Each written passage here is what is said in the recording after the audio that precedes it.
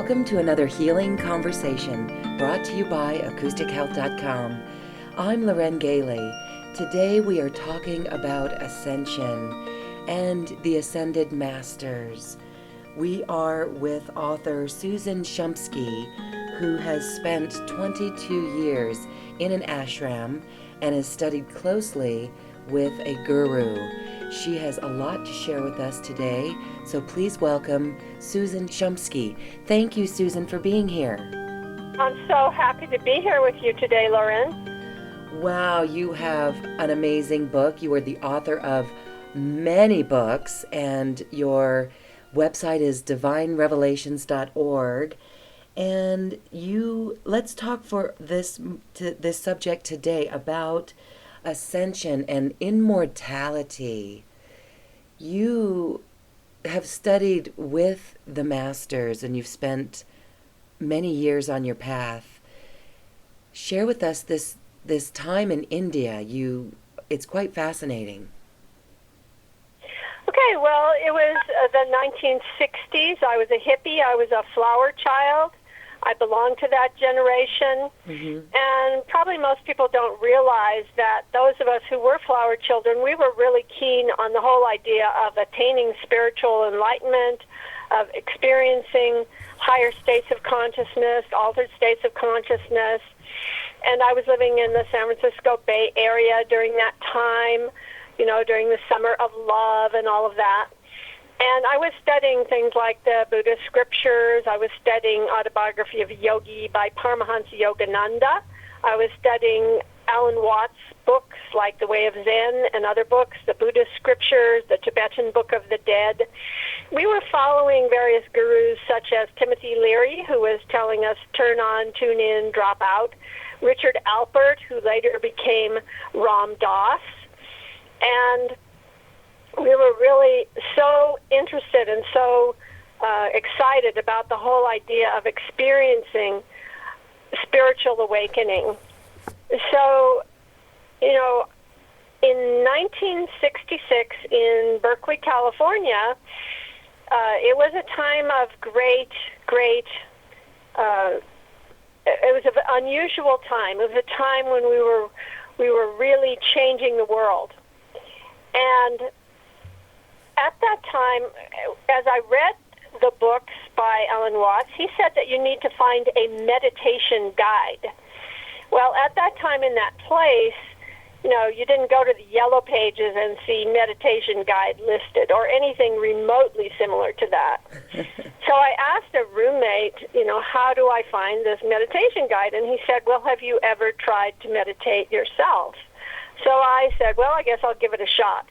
So I lay down on my bed and I sort of asked for or prayed for a meditation. Immediately I was propelled into an ecstatic state.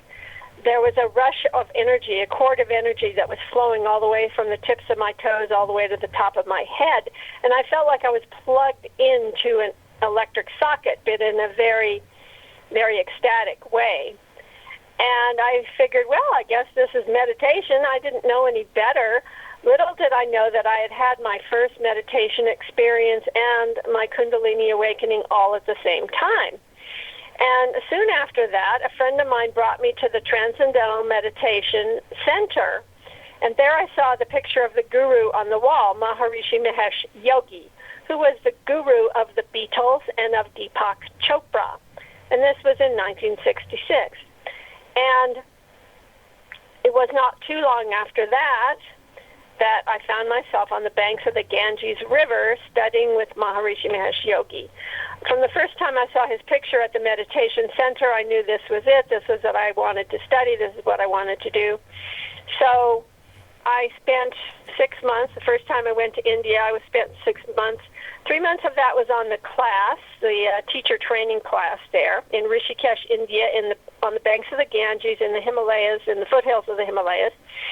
And then I stayed another 3 months with him and only 5 other people. So I had the unheard of blessing of being with Maharishi and only a few people, handful of people. And then, after that, I just became more and more enthralled and more and more thrilled with the whole meditation experience and with the guru. And I spent 22 years in his ashrams total, and I spent 7 years on his personal staff. And that was a very long time ago. It was in 1970 when I first went to India.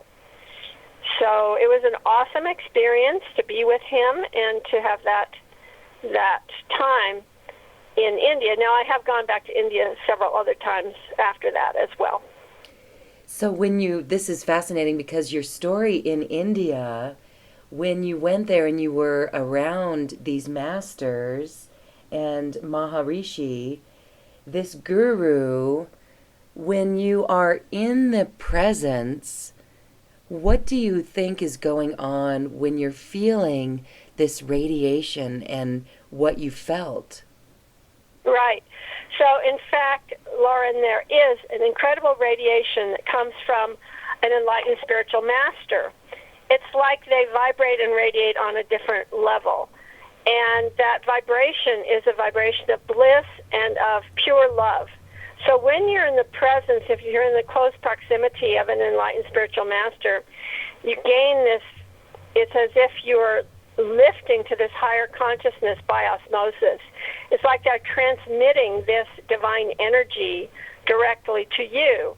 And it comes through their eyes, through their voice, through their presence, just through being in proximity with them.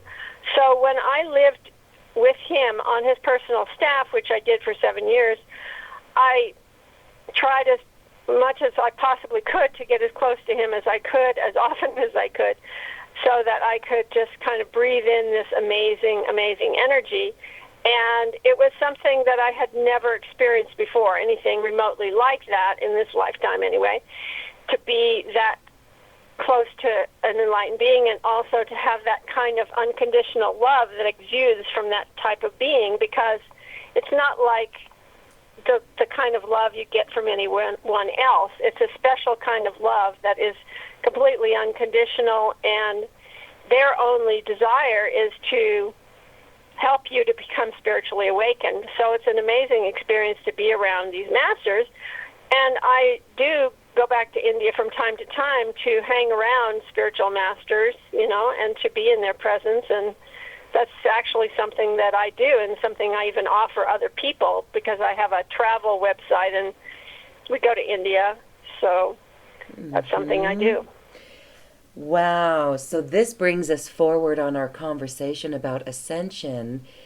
And in your book, Ascension, just fascinating descriptions of masters and ascended ones.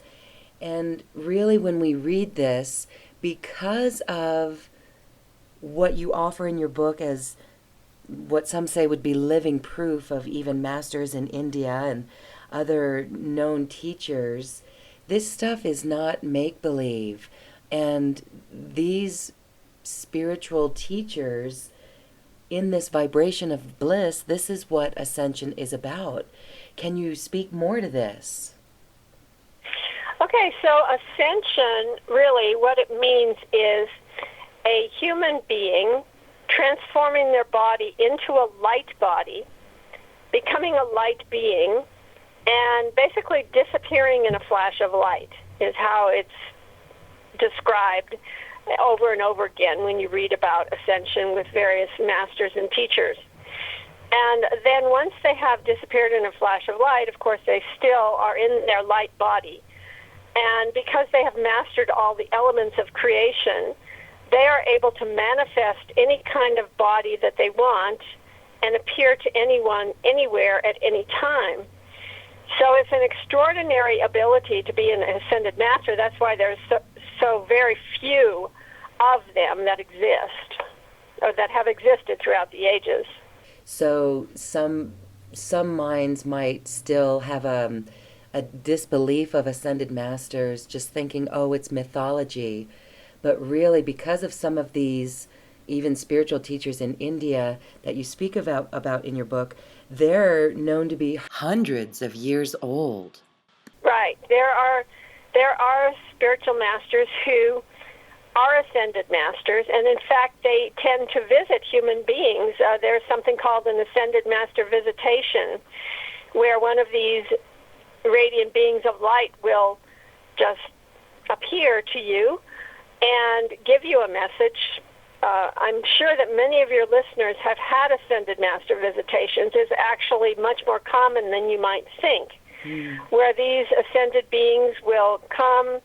They will just suddenly show up at the right time, perhaps when you're in need of help. Maybe you're in danger, or you're in need, or maybe you just need to get a spiritually uplifting message, and they'll just suddenly walk up to you out of the blue, and they'll say something to you. And then that will change the course of the direction of your life. And these people, they just seem to appear out of nowhere, and they disappear as normal, everyday people. But in fact, they are ascended beings. They are ascended masters. It brings to mind some of those episodes already that we may have had, just out of the blue. And then you stop and say, what? That person just talked to me. Yeah, interesting. And you might turn around looking for the person, and then they're just gone. Very interesting. So this is really what we're doing. So when we're speaking of ascension, then, it's really on a cellular level. These ancient scriptures provide a map and a pathway to it, don't they? Well, there are not really that many scriptures that talk about ascension or spiritual or physical immortality, shall we call it. That is not really that commonly well known, but there are some ascended masters who have written about it. For example, Ramalinga Swamy, who lived from 1823 to 1874, and he at age 5, he began to compose very beautiful devotional poetry, and at age 12, he began to teach in the temple, and he wrote several books about his experiences. In his collection of poetry, he described how he transformed his body into an immortal body. He wrote that his body transformed into a golden hue, and then it turned into what he called a body of love, a body of grace, and a body of light. And he said that his new body, which is imperceptible to the touch, was imperishable. And he wrote that it was unaffected by the environment. And he was an extraordinary saint. When anyone tried to photograph him, nothing appeared on the photographic plates except his clothing, and his body cast no shadow, and that's the reason why he always covered his body and his head. He would wear like cloth covering over his head and his whole body so that he would cast a shadow. And he didn't eat very often. He ate only once every 2 or 3 days. And he performed many really miraculous healings. So he lived in a place called Vadalur that I visited, that I've personally visited a few years ago, and it's all true. I mean, his whole story is completely true. If you like, I could tell you about his ascension. It's a pretty amazing story. It is. Please do, because there's other stories of this, that you cite in your book. But, tell us about Ramalinga. So in 1980, he moved into a very small hut. And in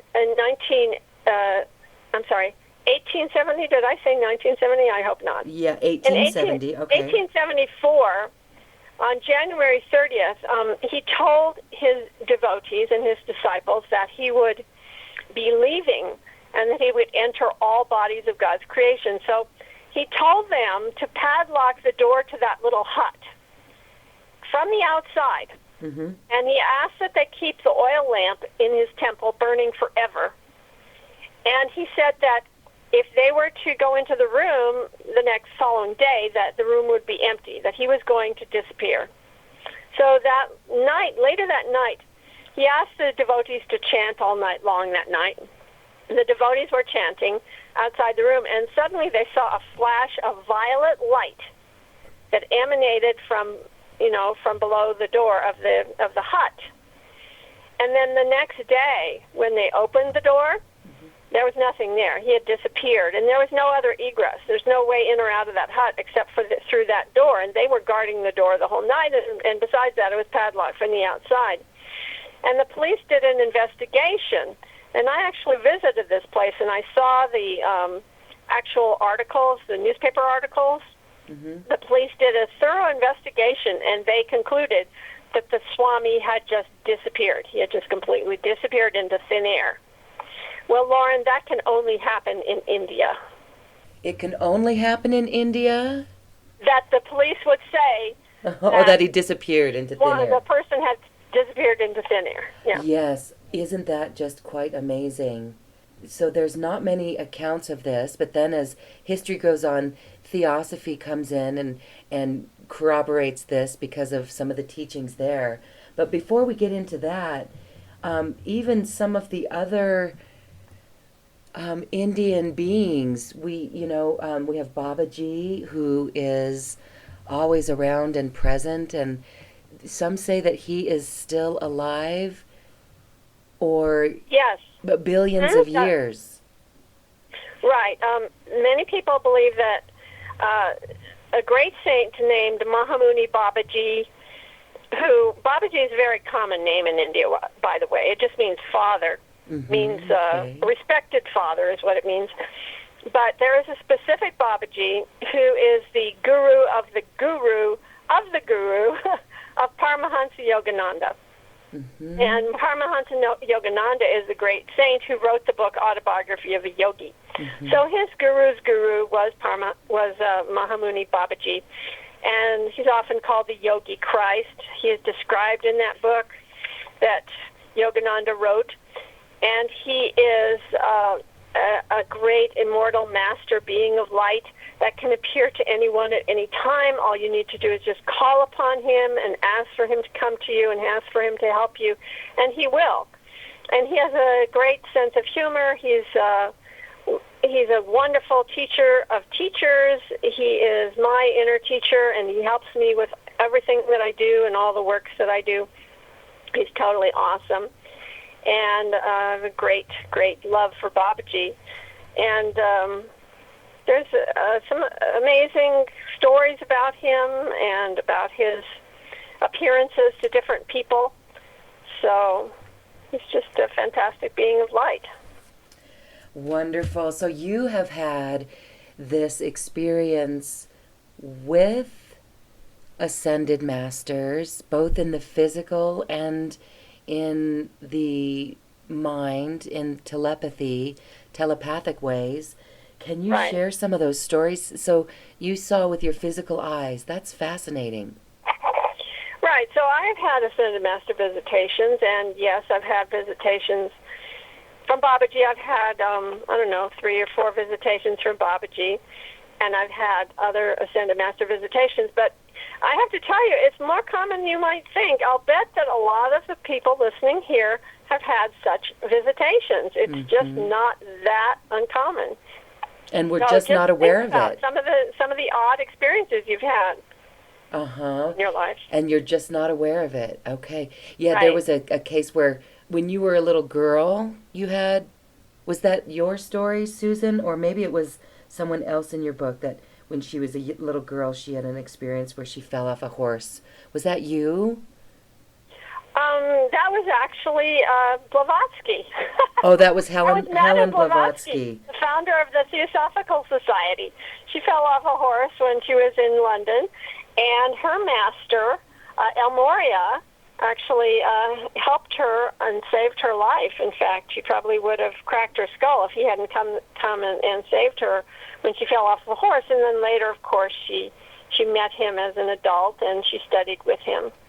Okay, so that's all right. That's a good segue then into Theosophy and Helen Blavatsky's work, because that too is a fascinating way that these beings came to Helen. She studied with them on the banks of a river and in the Himalayas while they were still in Tibet, while they were still in body. She did study with various masters, including Kutumi and El Moria and Dwal Kul and various masters that she had seen here and there. She had traveled to Tibet. She had met them also. They came to London and appeared to her there. And of course, she was really instrumental in making the whole idea of ascension and ascended masters well known in the West. She was a great contributor to the whole study of Eastern philosophy as well, and of course the wisdom of the East, the wisdom of India. And she also made Saint Germain well known, in fact, in the West too, who's one of the great ascended masters. So she is somebody that we have to have a lot of respect for, although there was a lot of controversy about her too. There are many people who accused her of fraud and so on, but in fact, I can only give her respect because she really brought forth teachings of the ascended masters to the West. And she had many disciples who also were very instrumental, people like Alice Bailey and other people who followed her teachings and wrote a lot of books themselves. Yes, isn't it fascinating that such incredible information came forth from those books? And today, quantum physics and science is basically proving this. And you've even got books on the chakras and the color rays and the auras and the colors of that. And so it's, don't you find that fascinating? Yes, as a matter of fact, obviously I've been in this spiritual study for over 47 years, and so the whole mystical realm, the spiritual world, is of great fascination to me, and I've written many books about it. I think that probably my most esoteric book is the book The Power of Chakras, and that book really delves deep into how this universe manifested out of the singularity, how it goes back into the singularity, how we as individuals get manifested out of that oneness, out of that wholeness, and how we go back to that, and all the details about the subtle energy system are detailed in that book, The Power of Chakras, and also in my book, The Power of Auras. So all of this is just fascinating things to learn and study and to experience for yourself. And I'm really most about personal experience. I believe that people really need to experience these things for themselves and have the direct contact with their higher self, with their true I am self, or whatever you want to call it, to truly experience that for themselves and to realize their own true nature of being. And that is really the purpose of our existence on Earth. These ascended masters are simply inspirations to us to show us the way, to show us the pathway to that experience of our true divine nature. Very well said. So when you're in Mount Shasta, and that is pretty amazing because the telos that's there, and there were other experiences of ascension even in the Mount Shasta area. Let's talk about Johanna Cherry. Johanna Cherry is a woman who lives in Mount Shasta, and she is a teacher of ascension. And the interesting thing about her is that I learned a lot. In fact, she was really my first teacher who taught me about ascension. And she is a very interesting woman who has helped a lot of people to experience to have ascension experiences. And so I have great respect for her as well. And she's the one that told me about Annalise Scarron. Annalise Scarron is a woman who lived in the 20th century, and she was a member of the Mormon Church. She was very devoted to that church. But unfortunately, she was excommunicated from the church because they didn't like the fact that she was writing these books on ascension. And she wrote a book called Ye Are Gods, and they didn't really, they didn't like that too much for this woman to be teaching people that they could become ascended masters. And in fact, if you like, I could tell you the story of her ascension. Yeah, that's fascinating too. And it's the same, it's common as the others. Right. Mm-hmm. Right. So she was 52 years old, and she was living in the home of a friend in Salt Lake City. And on June 16th of 1952, she mentioned to her roommate, who she called Mrs. B, she mentioned to her that probably the angels were going to be coming to get her soon, and that she was going to be ascending. And that evening, Mrs. B was, she was sitting in her sitting room, and she just suddenly saw a bright flash of light from under Annalie's bedroom door. Mm-hmm. And she didn't really think too much about it. But then in the middle of the night, Mrs. B woke up, and she just had this sudden urge that she had to go to Annalie's room and check on her. So she tried, and she knocked on the door, and no answer. So she went inside the room, and Annalie was not there. But her false teeth were sitting on the bedstand next to her bed. Well, apparently she had ascended.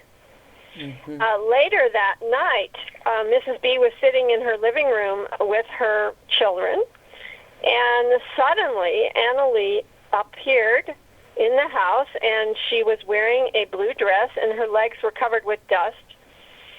And Annalie said to them, "Do you believe I have translated?" Translation is another word for ascension, mm-hmm. by the way. Mm-hmm. And she said, "Do you believe I have translated?" And Mrs. B and her family members, they replied, "Yes." And then suddenly, Annalie turned into a brilliant divine light being,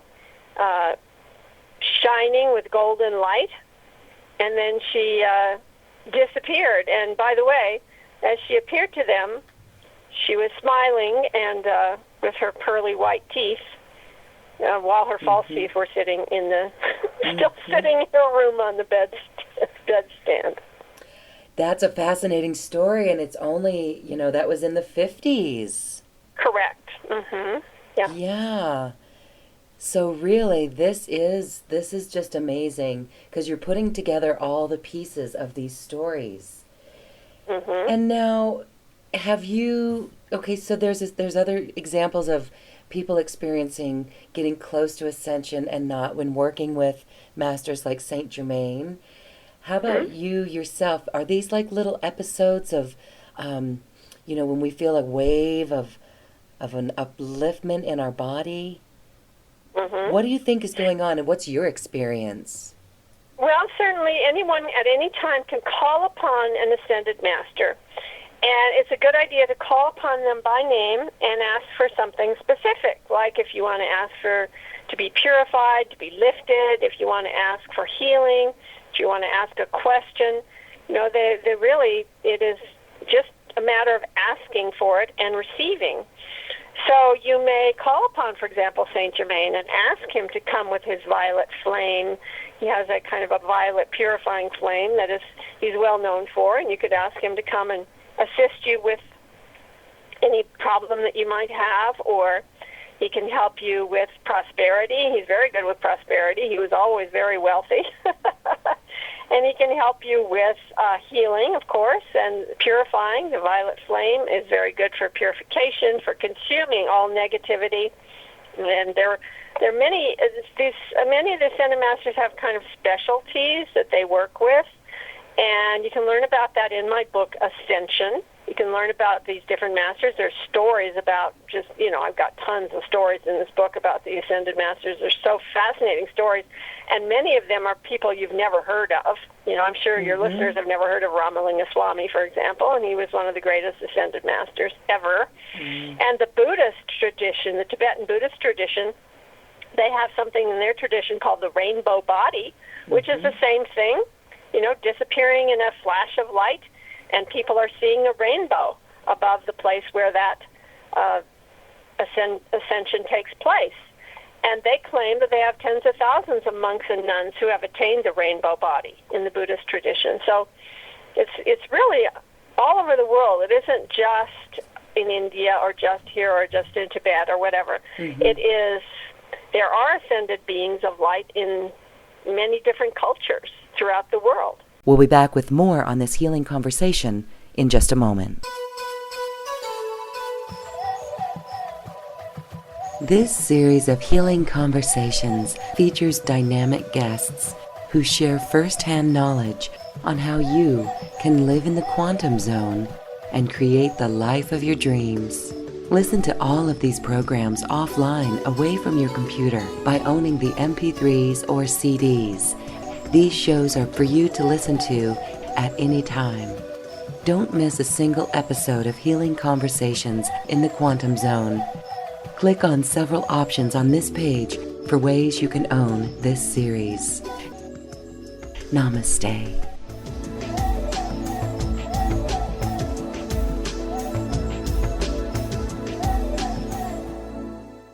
And we're back with Healing Conversations in the Quantum Zone. The places where some of these gurus go and meditate in caves are on cliff sides. So is levitation involved as well? And bilocation? This is the mystical arts we're talking about. Right. Well, there's one really great story about one of Yogananda's teacher, which is Lahiri Mahasya. Mm-hmm. Lahiri Mahasya was a great spiritual master of India in the 1800s. And one day he was I believe it was in Varanasi, and he was teaching there to a small group of disciples. And one of his disciples named Ram Gopal, he told him to go to the Ghat. Now the Ghat that's the steps that lead down to the Ganges River. It's a bathing Ghat. It's a place where you go to bathe in the river. So he told him to go to the Ghat, and Ram Gopal's sitting there by the Ghat, and he's wondering what he's doing there. And then suddenly, as he's sitting there, a stone slab, a very heavy stone slab, lifts off the ground, levitates in the air, and Babaji's sister, he's sometimes called his sister, sometimes called his cousin, she appears from under the ground, and she appears out of this kind of underground cave or whatever it is to Ram Gopal. And then he sees one beautiful beam of light across the Ganges, and that grows closer to him, and suddenly he sees Lahiri Mahasya, who appears to him and, comes to the God. And then another ball of light comes over the Ganges, and there appears Babaji. So all of these beings of light are there, and Babaji says that he is going to, that he's been around for, a very long time, and he's considering re-merging into the absolute.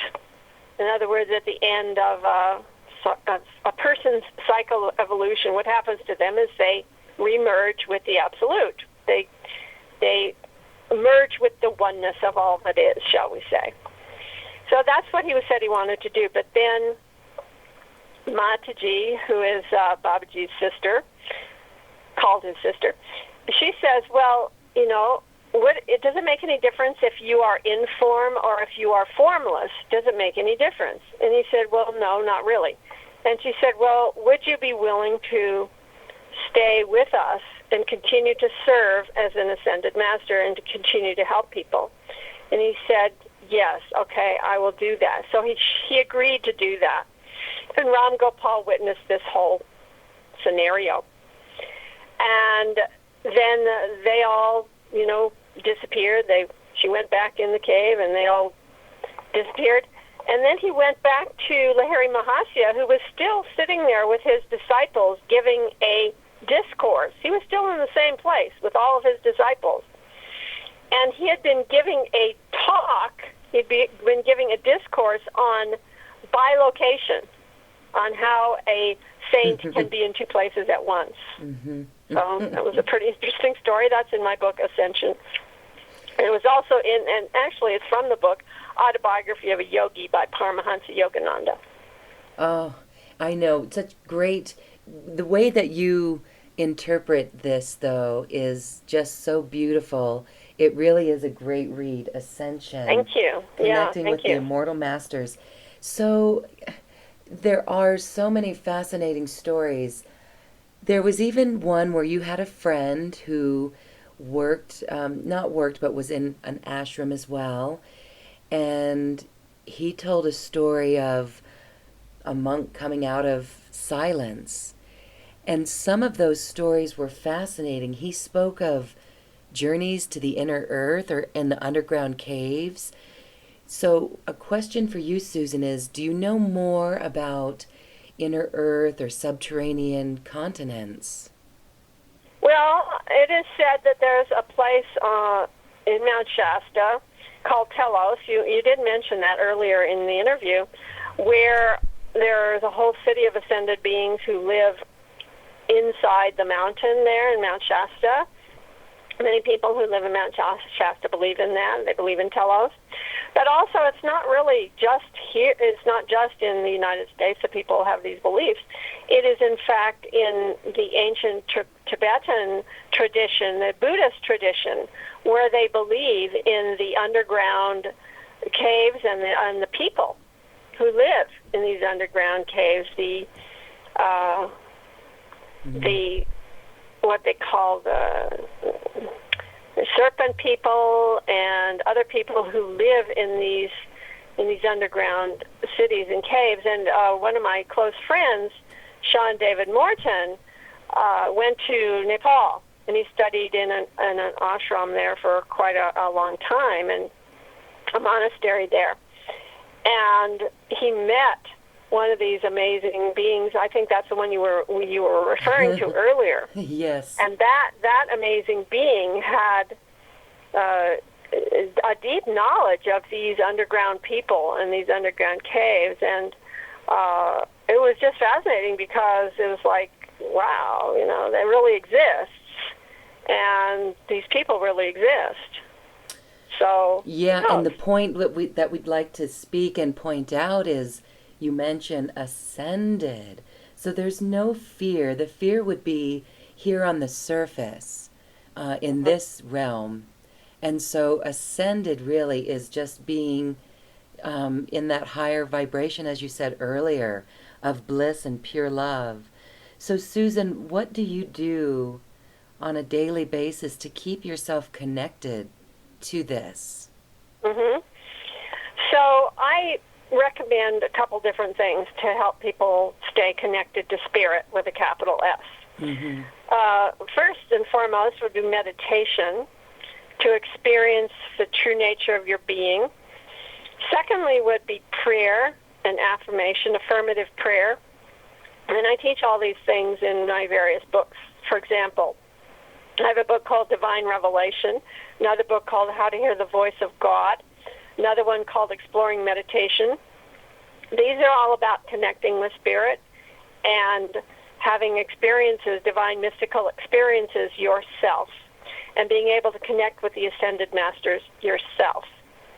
They're all how-to books, and they're all about how you do that. I also have books on affirmative prayer to help you stay clear, to help you to not only be connected, but to also remain in that spiritual state so that you are not dragged down by the influences of people around you, places around you, things around you. So we have Miracle Prayer, which is one of my books. Another one is called Instant Healing. Instant Healing is a great book because it has 243 of these affirmative prayers that you can use for just about any situation that you find yourself in, and also to help you manifest things that you would like to manifest in your life to fulfill your desires. So Instant Healing, and also the Power of Auras to help you keep your energy field clear, harmonious, and in touch with spirit. So I have a wide variety of books that are really very practical. They're all how-to books. Ascension is actually one of my least how-to books. It does have information on how to experience Ascension because it has some meditations in it. Mm-hmm. But really my other books, and it does have some affirmations in it as well, but my other books are more focused on how-to material. This book, Ascension, is more about stories of the Ascended Masters, which is very inspiring and very entertaining to read about, by the way. It is, and again, I just want to point out that some would consider it mythology or just stories and people's imagination. But what I really want to reiterate is that, gosh, you have painted a really good picture, and just by sharing the stories of even the most recent Ascended Masters, even from the last decade, the 20th century, my goodness, it is amazing. So, Right. And we're talking ascension with the physical body. Yes, we are. As a matter of fact, there's a great master of India that I visit on a regular basis. His name is Devaraha Hans Baba. And his picture is here in the book, and his guru's picture is in the book. And this is a case of what they call a walk-in. In India, they call it Parkaya Pradesh, which means transmigration of the soul, where one soul goes into the next soul and achieves immortality that way. But in fact, his guru, who was Devaraha Baba, he had already lived 800 years before he gave up his mortal coil and went into the next body, which is Hans Baba. And you see there are two pictures in the book here right next to each other. And he's a really amazing being. And I just love visiting him. It's so awesome to be in his presence. He's really, really an amazing being. And he was one of the most highly revered saints in India. His master was Devaraha Baba. He had been visited by all the Gandhis and all the presidents and prime ministers and so on. And Dr. Rajendra Prasad, who was India's very first president, he met Devaraha Baba in his childhood in the early 1900s when his father took him to see Devaraha Baba. And he said that Devaraha Baba was already an elderly man when his father first took him to see him in the 1900s, and even when his father first met him in the 19th century. And he didn't relinquish his body until 1990, and it is claimed that he was the direct disciple of a guru who lived in 1016 to 1137. Yes, and so then and so that's what in the book it says, transmigration of the soul. And it's great that you're talking about this, Susan, because every person that you've talked about, yes, I've highlighted in my book because these are fascinating stories. And that is what it is, a walk-in. So, wow, it's just fascinating. There's also Teet Maharaj, who is still alive, and you met him and looked at his passport. Yeah, I saw his passport, and he was born in 1892, and he was driving. When I met him, he was still driving a car, and I have a picture of him in the book that he gave me, and that picture was taken at the time that I met him. I mean, around the time that I met him, which was not very long ago, and he was already 108 years old. The picture looks like he's about, 50? I 40? wouldn't even say that. 40s, yeah. Wow. I mean, it's just amazing. And this is the vibration. And so let's talk about a little bit about the ascetics. Prana, breathing, that is what today's breatharians are after. So the ascetics, they can be in all environments with no clothes. They're naked, and they don't take much food. Speak more, share more on this. That's just, is that really a pathway? Well, yes. I mean, the fact is that there are these, what they call Naga Babas, these naked saints, and Hans Baba is one of them. And when I go to the Kumbh Mela, which is a big festival that happens every 12 years in India, and I often take people to the Kumbh Mela, it happens in 4 different places, and so it's really happening every 3 years in India. It's 12 years in every 12 years in 4 different places. So that festival, which is called Kumbh Mela, which is translated to mean the pot of nectar of immortality, the festival around the pot of nectar of immortality. Mm-hmm. And that festival, there are literally thousands of these great saints who come to this festival. And many of them are these naked ascetics, or these Naga Babas. And they are saints who smear themselves with ash. They have a very, they've renounced the world. Their lifestyle is very harsh. You know, they live in caves or monasteries. They don't have any possessions. They don't even have clothing. That's how much they've renounced everything. So they are just wandering saints, or they're living in a monastery. They're either wandering or living in a monastery, and they have no possessions whatsoever. So they are focused solely on renouncing the world and on attaining spiritual awakening. That's their focus. It's just amazing. I mean, we've seen these images and the pictures, and recently it even made itself known on a Netflix show with Ricky Gervais, which I find, oh, really? Yeah, quite interesting. And he sent a guide to the Kumbh Mela, and Swamiji was there and took him into the Ganges River, and so that was interesting. So they renounce the world. It's as if they're here to work on their ascension. Absolutely amazing. Mm-hmm. And so we don't know how old some of them are. They could just... Right. But usually, I mean, if there is someone who is very, very old, then people know about that, you know, because their relatives visited them, you know, in other eras and other generations, and so they become quite well known. Some of these great long-living saints. There was even one in China that I talk about in the book that was reported in the New York Times. I mean, he died at age 250, and it was reported in the New York Times. So that was in the 1930s that he died. So I guess my point there in saying that is, what struck me is when I read the book, and you read about the ages of these sages and the saints, they are just not part of the world global census. And so when we speak of the oldest living person, we don't even take into account the ascetics. No, we don't. The people don't, because they don't count those as people. They don't count people from India or China as people. But in fact, Master Li, I have his photograph here in my book. I mean, he was born in 1677 in China, and he was a well-known herbalist. And, you know, he was married 14 times. He had 180 descendants covering 11 generations. And his death was reported in 1933 in the New York Times. So his secret, here's his secret. This is a quote from him.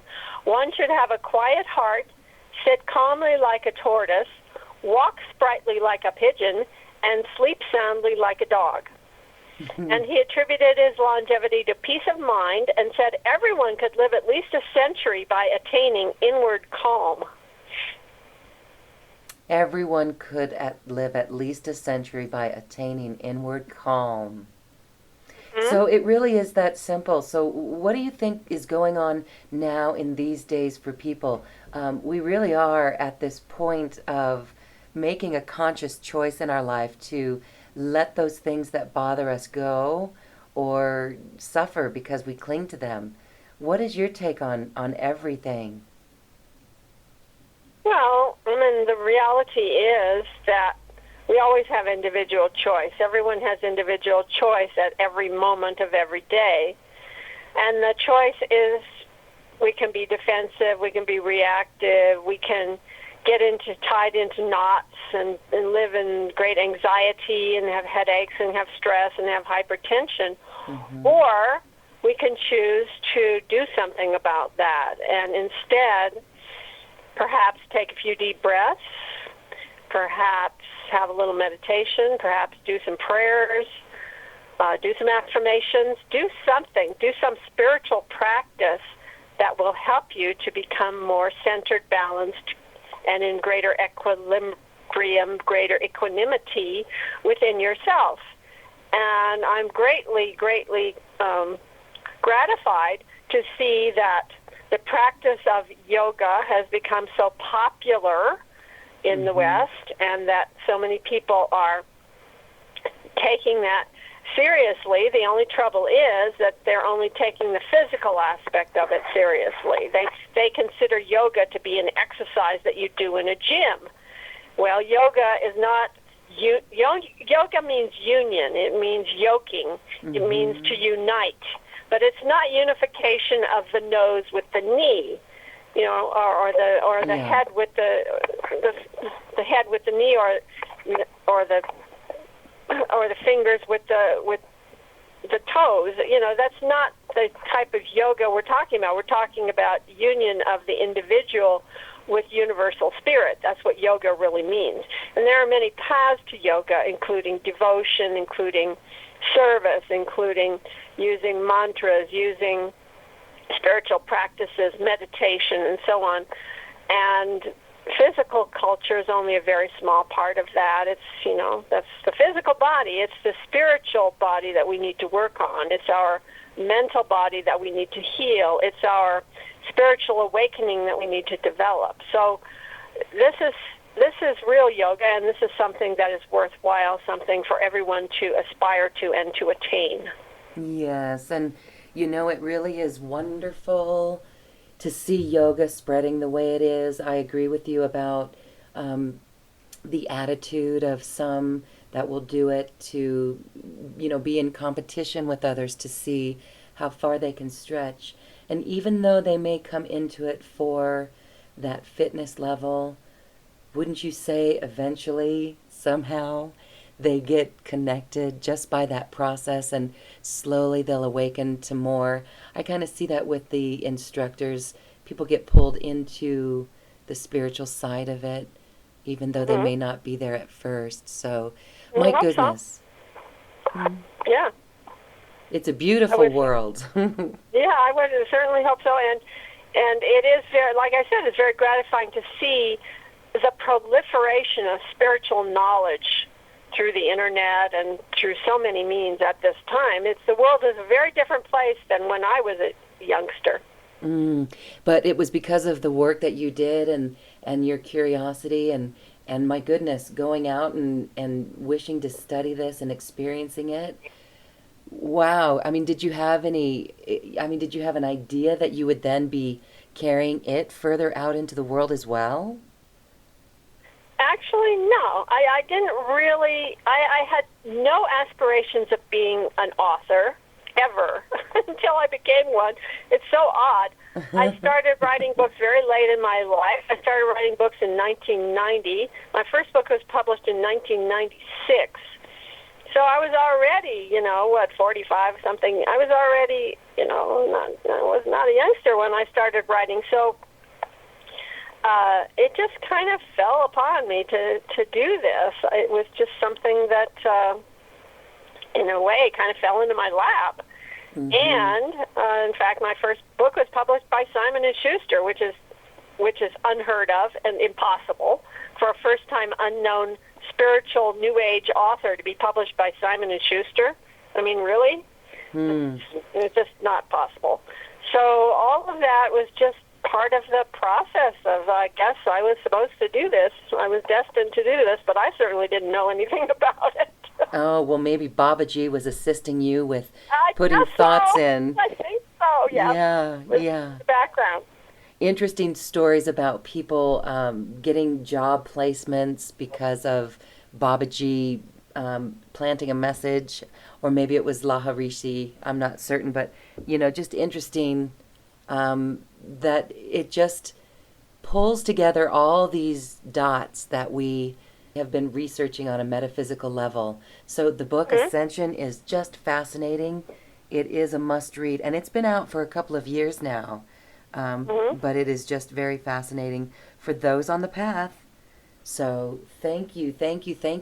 Susan, then when you look at the world as we leave our conversation today, what, I know you're optimistic for it, what do you envision as far as people waking up to this and maybe living in this realm, knowing this information?